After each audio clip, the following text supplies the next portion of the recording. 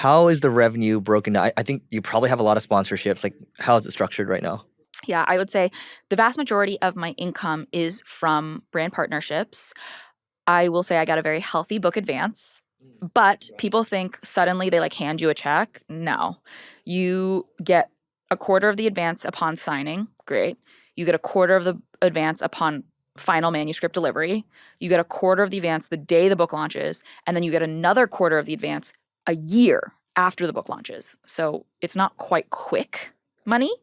I make money through advertising on my podcast as well. I make money from the platforms. It is certainly probably the smallest revenue stream. This is like, TikTok creativity beta Yeah. or AdSense or ads on Reels, what have you. Affiliate.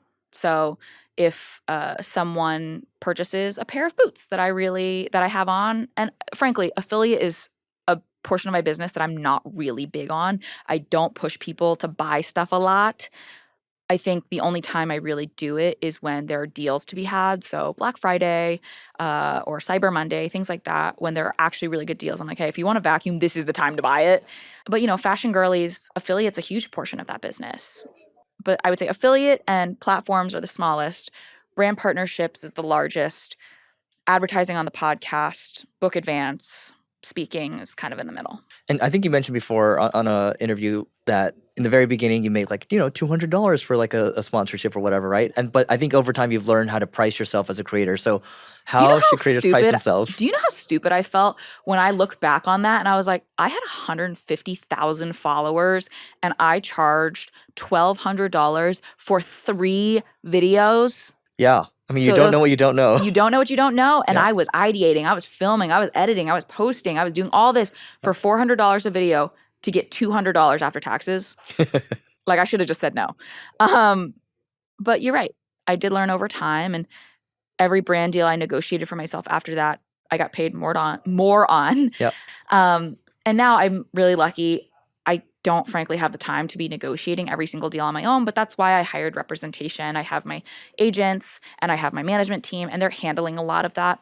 So not only am I saving time, but typically when you are repped at some of these larger shops, there's a level of, I don't want to say legitimacy, but brands do take you a little bit more seriously. They're not sending, piddly dink little deals and saying, hey, you have 7 million followers, I'll give you a water bottle. Like, they don't bother to send that to agents because the agents will just laugh in their face.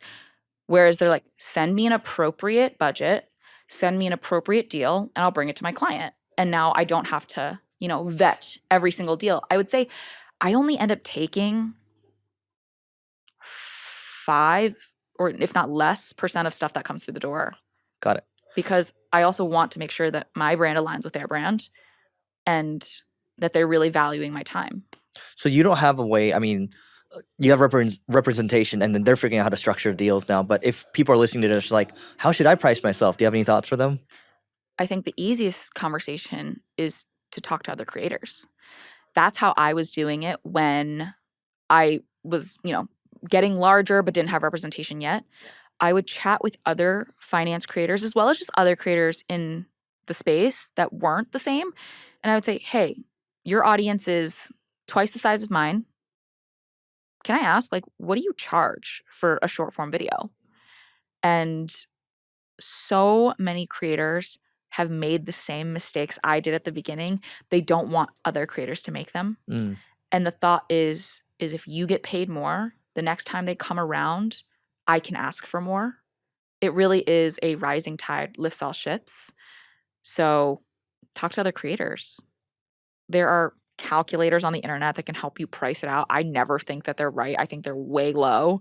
But I would say keep raising your price. And if brands are accepting right away, you're definitely not charging enough.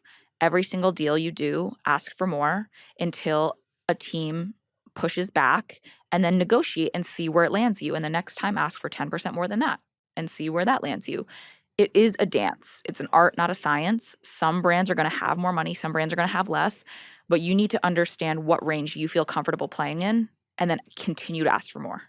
Do you have like a creator homie group? Yeah, like a Yeah. little bit, but I would say my best friend creator is David Tu. He is a photographer and he's the king of posing. He teaches people how to pose. He is just my favorite person on earth. We became friends, and at first we didn't talk about business too much. Hmm. And one day, I can't remember, we had just had a really wonderful dinner. We had really gotten close over time. And we were in the car, and somehow he looked at me and I looked at him, and I was like, how much, how much do you make? And we're like, what? And it was like, how much do you make? And we had that moment where we both just laughed and laughed and laughed. But then we actually started talking about finances.